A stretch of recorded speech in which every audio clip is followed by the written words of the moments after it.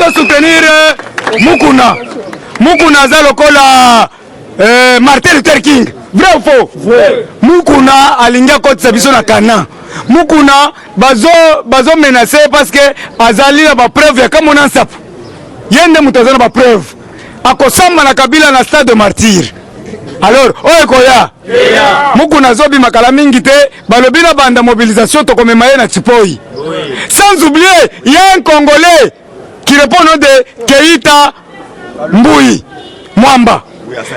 Asali bombe, asali nani roquette ya bombe Hiroshima na Chine.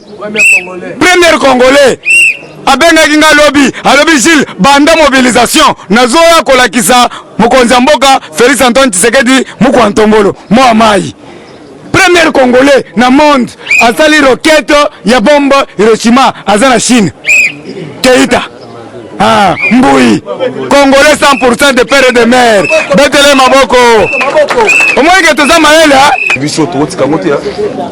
Parce que tout le monde qui va trouver le moté. Bon, c'est matière de kitoko. Sentiment. Ceux qui sont là travailler boy. Est-ce que pour une négociation? Jamais, oui. IDPS viva. Viva. Mwana mama Mwana mama. Mambu maso. Mambu maso. Mais mambu maso bele Kabila mutumula mulala. Mukondi ya mboka. Lobby flash. Chaîne nationale RTNC. Beaucoup de ordonnances. Nommé na agence lutte contre la corruption. Mais Mounakere bazo kanga batu en désordre.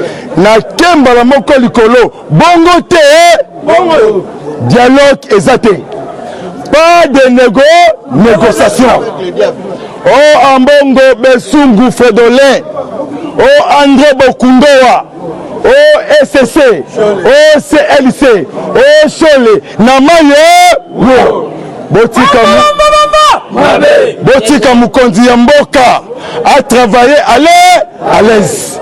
Tout ça là 26 dialogues Namboka Oyo, Atamoko et Simba, Congolais mobilisés, Lisu, Likolo ya Lisu, Bande Kolangai, Nalobao, Nalobate. Ministre de la Défense, Yaba Américain, na Pentagone, a outil qu'on déposé feuille de route pour l'armée congolaise. Écartement, ya John Numbi John. Et puis Silongonia, Nabame américain. Bientôt, mise en place pour investir forces armées américaines. Barovanda Awa, na RDC, ti mokolo Yezu, Arosala Lini, mais oui, Yokabaroyo, lobby Sassou Nguesso lobby, a renforcé Namai au bord du fleuve Congo, le Maris américain, balobi na Congo Kinshasa, mutu moko te akatisa, Brazzaville, parce que Bangando baye mineni, mais Kanambe, Kazembere, Hippolyte, tonton Mutuale, maman na ye comme on a ye, Marceline Mukamukuje, Mukumakukuje, comme on est en Ghana, mais Kanambe a salaki réunion na Kingakat, samedi, a Bengisi Corneille Nanga, mais place a sali interview na BBC, chaîne na banglais, mais Hippolyte a commis soso, ya ba devenu. Mais Kanambe Leli a fini bakatange, bate, mais yé mon côté être mounene. Yokape Baba King Wakumanta, IDPS viva! Azalaki afa adopté na Lubumbashi aye refuge na Okatanga peto bengani ye akomi mitelengano pona ke na kosukisa et ce que vous allez manifester. Le col aujourd'hui, papa Nabiso, qui sous la Betouka, procureur général, il y a cours d'appel, il m'a tété. A commis un cours de cassation. Yoka bon, na le bao, na le baté. Mais qui tout tala, Nicolas fier, bon côté, tala ka parti pouvoir fier, bon côté, Nicolas fier, Yoka Betouka, cours de cassation, secrétaire exécutif, lutte contre des capitaux, blanchissement d'argent, financement national, service renseignement et de logistique. On travaille dans le renseignement américain. Ce qu'on caméra baby le 24 juillet, qui va 10 ans sous la prison. Mon maman, deux pays forces de monde puissance. Issa, na Israël, 57 chars de combat sophistiqués, 12 000 armées. Oh déjà, le moniba rebelle, tout la moussi. Yaza. Pour la reçu qui ça, mon condi Yamboka, 48 heures, et coquille le lot. Tout Babima, va intégrer l'armée congolaise. Ceux qui ont bimité, va qualifier Kabila comme un chef de milice. Comment que yo, ancien président, aux alamnaba militaires, et belé, et salamawa, wapi, ba pesier 10 policiers, ba sergent, Yamulongo, ba kengela, bon côté, soka meki, mukwata, mukolo ya suka, papa na kombo ya papa Benaloa, mais ça qui fati, Nachilou, ba président, Kwajik, et Kindo Bita, merci, lobby. Eshima, votre magazine qui bat au rythme de l'actualité. Retrouvez la nouvelle édition. Exclusivité, l'an 1 des Basseyane Nanga. Métamorphose et décollage de la province du Haut-Ouélé. À la manœuvre, Christophe Nanga. Avec abnégation et patriotisme, les gouverneurs Basseyane est déterminé à lancer la province du Haut-Ouélé sur la voie du développement intégré. Interview, prise en charge des malades, la maîtrise de la propagation du coronavirus, Dr Eteni répond à toutes les questions. Économie, la baisse des prix, les combats permanents d'Acacia, Bandoubola. Dossier Eshima, mécanisme national des suivis, historiques et réalisations.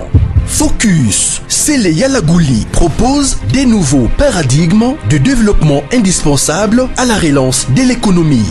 Nation, championne du social, Agnès Mouad Nawej et la CNSS offrent $1 million dans la lutte contre la pandémie Covid-19. Moussa Mondo sensibilise et prend en charge des personnes vulnérables. Parité, Olive Lembe Kabila, modèle de générosité et d'entrepreneuriat féminin. Afrique, un déconfinement aux multiples facettes.